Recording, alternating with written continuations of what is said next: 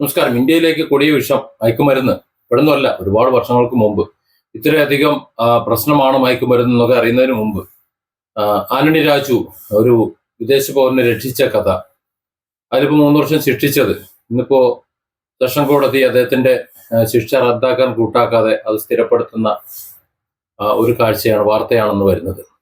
ഇത് സംബന്ധിച്ച് നേരത്തെ വീഡിയോ ചെയ്തിരുന്നു. ആന്റണി രാജുവിനെ പൊങ്കാല ഇട്ടുകൊണ്ട്, അതൊരു ഇടതുപക്ഷ സാരഥി ആയതുകൊണ്ട്, നേരത്തെ മന്ത്രിയായിരുന്നത് കൊണ്ട്, MLA ആയിരുന്നത് കൊണ്ടൊക്കെ അദ്ദേഹത്തെ CPM-നെ ചൊറിയാൻ കിട്ടിയ ഒരു അവസരമാണ് എന്ന് കരുതിയിട്ട് ചൊറിയുന്നതുണ്ട്. നമ്മൾ കുറ്റപ്പെടുത്തണ്ടെന്നല്ല പറയുന്നത്, പക്ഷെ ചില സാഹചര്യങ്ങൾ നമ്മൾ മനസ്സിലാക്കണം.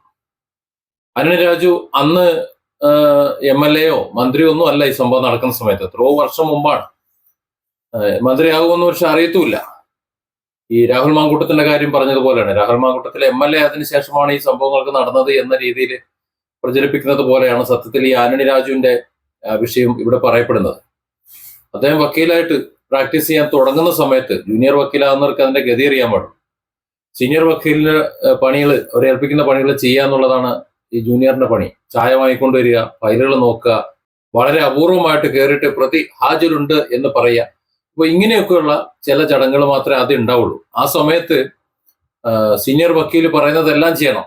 അത് മാത്രമല്ല, തന്റെ കക്ഷിയെ ജയിക്കാൻ, തന്റെ സീനിയറിന്റെ ആ കേസ് ജയിക്കാൻ വേണ്ടി ജൂനിയർ വക്കീലന്മാരെ എന്തും ചെയ്യും. അതാണ് അന്നത്തെ ഒരു കാലം എന്ന് പറയുന്നത്. ഇപ്പോഴും തന്നെ ജൂനിയർ വക്കീൽ സഹായിക്കണം. അല്ലാതെ സീനിയറിനെ മൈൻഡ് ചെയ്യാതെ അല്ലെങ്കിൽ സീനിയർ പറയുന്നത് കേൾക്കാതെ അതിന്റെ എത്തിക്സ് നോക്കി പോയി കഴിഞ്ഞാൽ പരിപാടി നടക്കൂല.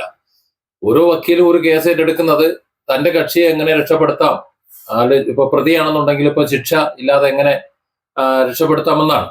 അല്ലെങ്കിൽ വലിയ ശിക്ഷ കിട്ടുന്നതാണെങ്കിൽ ചെറിയ ശിക്ഷയിൽ എങ്ങനെ ഒതുക്കാം, ഇനി ഫൈൻ അടച്ചാനൊക്കെ വിടാൻ പറ്റുമോ, അല്ലെങ്കിൽ കേസ് തെളിയിക്കാതിരിക്കാൻ എന്തെങ്കിലും മാർഗമുണ്ടോ, വെറുതെ വിടാൻ എന്തെങ്കിലും മാർഗമുണ്ടോ എന്നൊക്കെയാണ് നോക്കുന്നത്.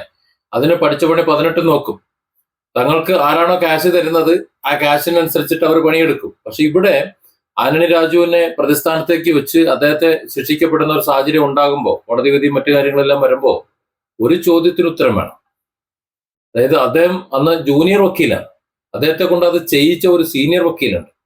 ആ സീനിയർ വക്കീലിനെ ഇവിടെ ചിത്രത്തിൽ ആരും പറയുന്നില്ല. അദ്ദേഹത്തിന്റെ രാഷ്ട്രീയം പറയുന്നില്ല, അദ്ദേഹത്തിന്റെ പേരോ ഒന്നും തന്നെ. ആരാണ്, എന്താണ്, ഒരുപക്ഷെ അദ്ദേഹം ഒന്ന് ജീവിച്ചിരിപ്പുണ്ടോ തന്നെ അറിയില്ല, ഒരുപാട് വർഷം മുമ്പല്ലേ. എന്തായാലും ആന്റണി രാജു ജട്ടി രാജു എന്ന് വിളിച്ച് ആക്ഷേപിക്കുമ്പോൾ ജട്ടി അളവ് മാറ്റി എന്നുള്ള ശരി തന്നെയാണ്.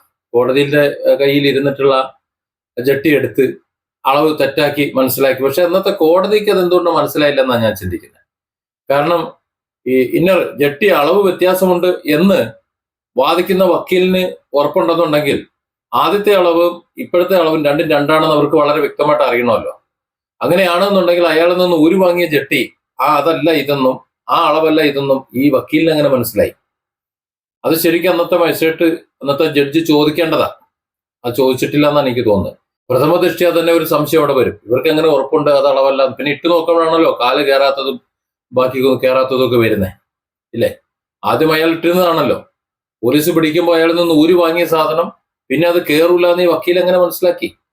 അത്തരം ചോദ്യങ്ങളൊക്കെ ഉണ്ട്. അപ്പോ അവിടെ വക്കീലന്മാർ കോടതി ഉദ്യോഗസ്ഥന്മാരെ സ്വാധീനിച്ചുകൊണ്ട് തൊണ്ടി മുതലെടുത്ത് വെട്ടി ചെറുതാക്കി തന്റെ കക്ഷിയെ രക്ഷപ്പെടുത്താൻ വേണ്ടി അങ്ങോട്ട് വെച്ചു.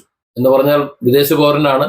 ഈ ഇന്ത്യൻ യുവത്വത്തെ മയക്കുമരുന്നിലേക്ക് തള്ളിയിടുന്ന അത് തീവ്രമായ ഒരു കുറ്റമാണ് ചെയ്തുകൊണ്ടിരിക്കുന്നത് എന്ന് അന്നത്തെ വക്കീൽ ധാർമ്മികമായി ആലോചിച്ചില്ല, നോക്കിയില്ല എന്നതാണ് ഇവിടുത്തെ ഏറ്റവും വലിയ കുറ്റം. ഒരു തരത്തിൽ പറഞ്ഞ രാജ്യദ്രോഹ കുറ്റം. അപ്പൊ അത്തരത്തിൽ രാജ്യദ്രോഹ കുറ്റമാണ് ഈ പറയുന്ന ആന്റണി രാജുവിന്റെ വക്കീൽ, സീനിയർ ആയിട്ടുള്ള അഭിഭാഷകൻ, അദ്ദേഹത്തിന്റെ ബോസ് ചെയ്തത്. ആന്റണി രാജു ഒരു ഇടതുപക്ഷ സഹയാത്രികനായതുകൊണ്ട് സ്വാഭാവികമായിട്ടും UDF-ഉം മറ്റുള്ളവരും ഒക്കെ അദ്ദേഹത്തിന് അടിക്കാൻ കിട്ടിയ ഒരു വടിയെടുത്ത് അടിക്കുന്നു എന്നേ ഉള്ളൂ. ഞാനിതിനെ ഇങ്ങനെയാണ് ചിന്തിക്കുന്നത്. അദ്ദേഹത്തെ ഒരു ഇടതുപക്ഷക്കാരനായതുകൊണ്ട് അങ്ങനെ ആക്ഷേപിക്കണമെന്ന് എനിക്ക് തോന്നുന്നില്ല. അന്നത്തെ ആ കേസിൽ ഇദ്ദേഹം മാത്രമല്ല, അഭിഭാഷക ഗ്രൂപ്പിലാണ് ഞാൻ പറയുന്നത്. ബന്ധപ്പെട്ട കോടതി ഉദ്യോഗസ്ഥനൊക്കെ കുറ്റക്കാരനായി വരും. എടുത്തു കൊടുക്കാൻ പാടില്ലല്ലോ. ആന്റണി രാജു ചെന്ന് പറയുന്നതുകൊണ്ട് എടുത്തു കൊടുക്കാൻ അയാളാരാ? അത് ചെയ്യാൻ പാടില്ലല്ലോ, കോടതിയുടെ കസ്റ്റഡിയിലല്ലേ. അപ്പോൾ സ്വാഭാവികമായിട്ടും അത് വിഷയമാണ്. ഇവിടെ ആന്റണി രാജു കുറ്റക്കാരനല്ല എന്നല്ല ഞാൻ പറയുന്നത്.